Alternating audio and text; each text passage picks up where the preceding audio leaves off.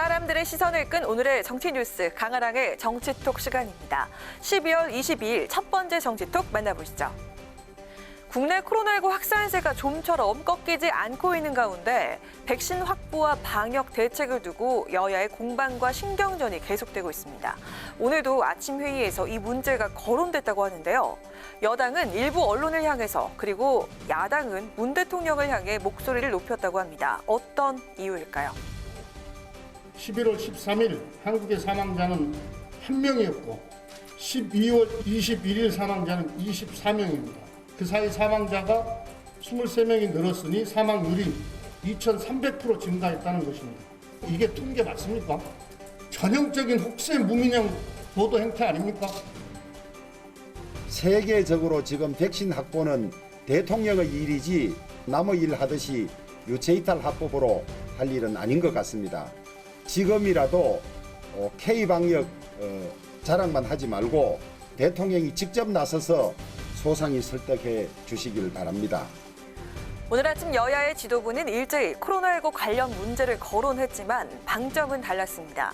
먼저 민주당은 모 언론사 보도에 코로나19 관련 통계표를 자세히 거론하면서 통계가 부풀려졌다고 지적했는데요.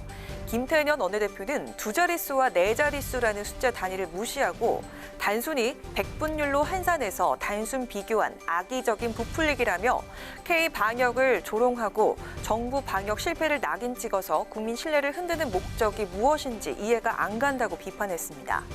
반면 국민의힘 주호영 원내대표는 백신에 대한 불안을 야기한 것은 언론이나 야당이 아니라 정부의 무책임과 말 바꾸기라며 문재인 대통령 책임론을 집중 부각시켰습니다.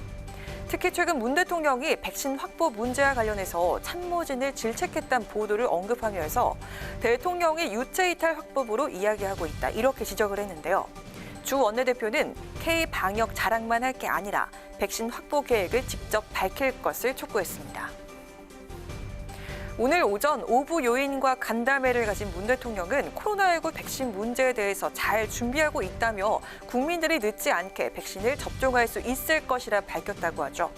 어려운 시기에 국민 불안이 더 가중되지 않도록 비판과 공방보다는 함께 대책과 해법을 모색해야 할 때가 아닐까요?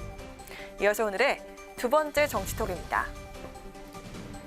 정부가 각종 대책을 쏟아내고 있지만 여전히 잡히지 않고 있는 것, 바로 집값이죠.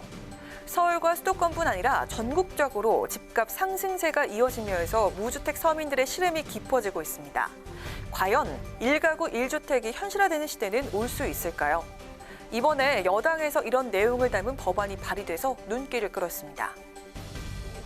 민주당 진성준 의원이 1가구 1주택 원칙을 명시하는 내용의 주거기본법 개정안을 대표 발의했습니다.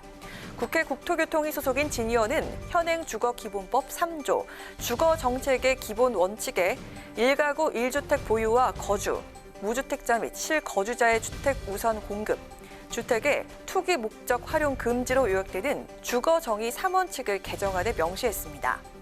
진 의원은 집은 자산 증식이나 투기의 수단이 아니라 사는 곳이라는 점을 분명히 하고자 한다며 실거주자 중심의 1가구 1주택을 주택 정책의 큰 원칙이자 기준으로 삼아서 국민의 주거권을 보장하고 자산 불평등을 줄여나가고자 한다고 법안 발의 취지를 설명했습니다.